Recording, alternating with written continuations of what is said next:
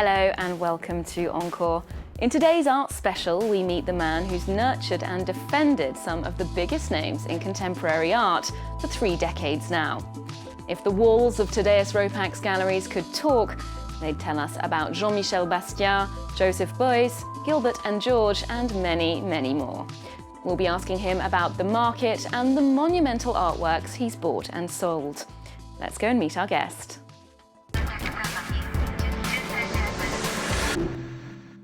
Thaddaeus Ropac, thanks so much for being with us. Thank you.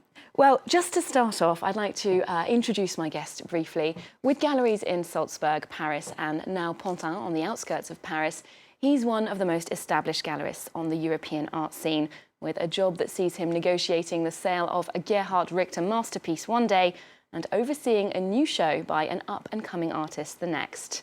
Now, we actually were at the FIAC, of course, where your stand was. And what I wanted to ask you is that these days we're in the season of festivals, the Frieze, the FIAC. Is it really important to be present at such a large forum? I should imagine your clients can also have a private appointment or contact you over the phone.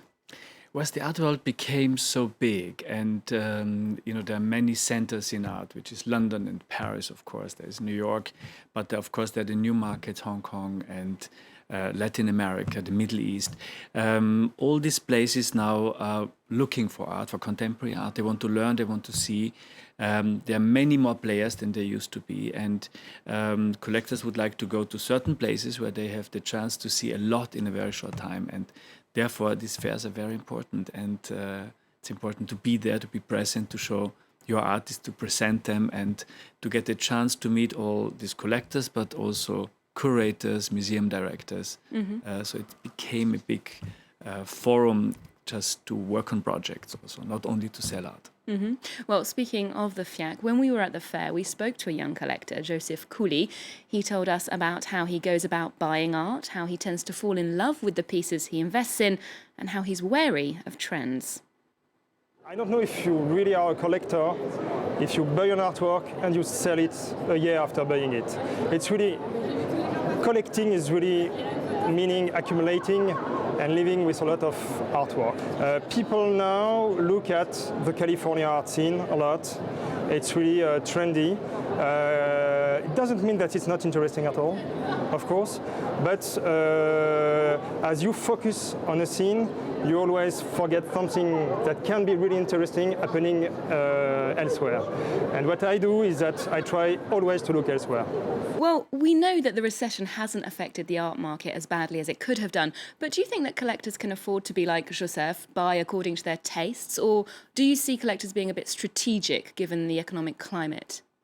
I think you have every kind of collector in today's art world. It became such a diverse market also. So there are collectors who really want only masterpieces, and some who really have their own museum in mind and buying, very clearly in this direction. Then you have like passionate collectors who learn a lot about the new art scenes and younger artists, and this is maybe more according to their budget. I think we never have seen such a diverse market in the art world, where everybody has its place. And of course the new markets are changing a lot, Of course we all speak about China, and Chinese collectors are learning very fast. They're really there to understand European art, but they also want to kind of introduce their own artists to their own collecting, but also to the world, to the Western world, to Europe and America. And we should not forget the Middle East. Some of the most incredible museums are built at the moment in Abu Dhabi.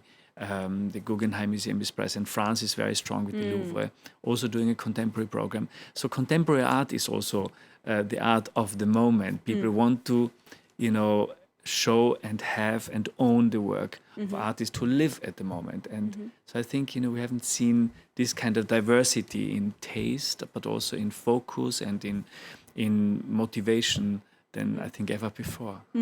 And you've been doing this for quite a while, so I should imagine that the way you buy and collect and sell has changed over the last few decades. Or do you work with a strategy, or do you just fall in love with a piece or an artist? I've seen this world changing so tremendously. I always say 30 years ago, the art world was in its ivory tower. It's very, very elitist. It was very small, it was very intellectual, and it was very difficult to get into it. And it moved from this ivory tower into the center of life. Today, everybody wants to be surrounded by contemporary art. And if I speak to younger people today, it's fascinating that contemporary art is part of their life. You cannot exclude it anymore. So you cannot have just one idea how to run a gallery.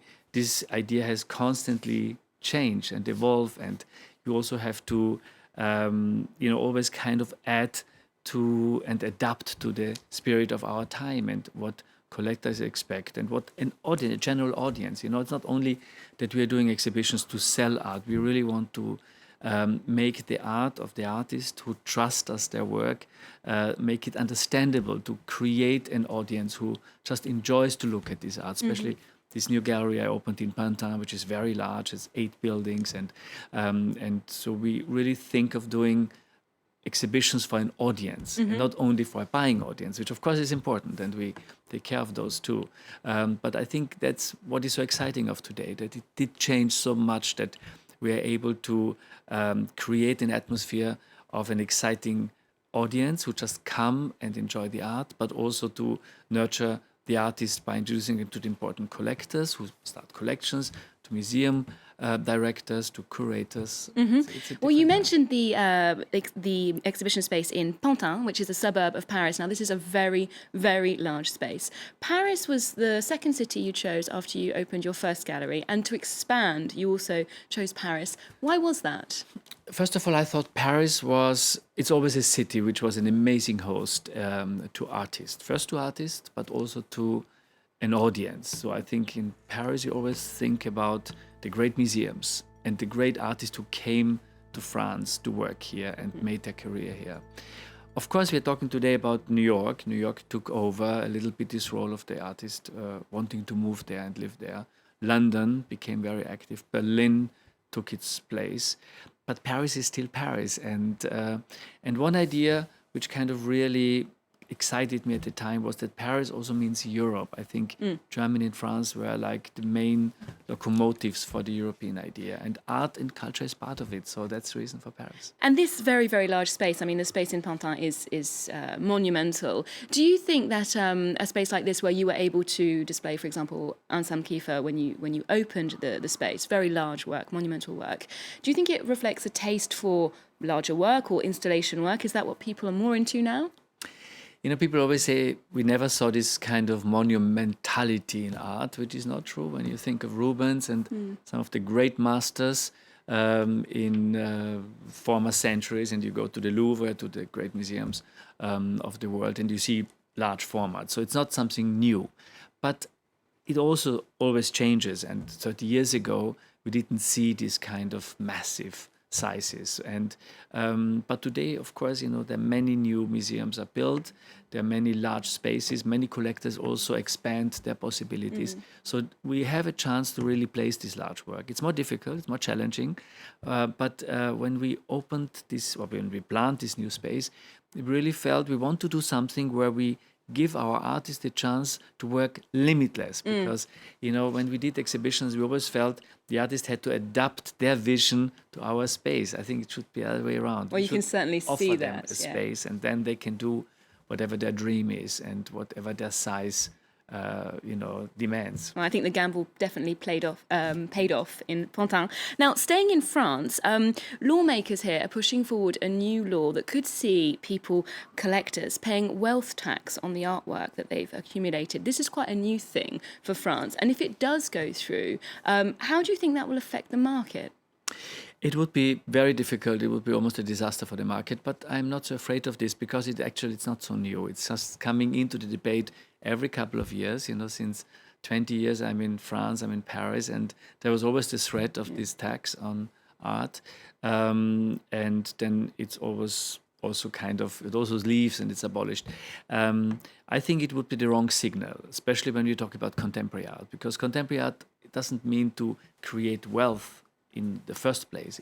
It means to create culture and to give art an incredibly important place in people's life, and to help younger artists and contemporary living artists to kind of work on their dream it's an important task. And if the government really cuts this task, or the motivation to this task, or make it more difficult in terms of adding a tax to it, I think it's definitely the wrong signal. But I'm not so afraid that this really will go into kind of reality, because we have seen this coming and going. Let's Let's see. hope the best for this. Just to finish off, in fact, talking about the future of art, you're well known to be quite discerning when it comes to who you sell to. In a way, as a gallery owner, you're kind of in control of supervising the destiny of a piece. You have a role of safeguarding certain pieces. What's at stake for you when you decide where pieces will end up? We always say, we're trying not to only sell art, we try to place art. So we find places for the art which the artists give us, and trust us to place them best.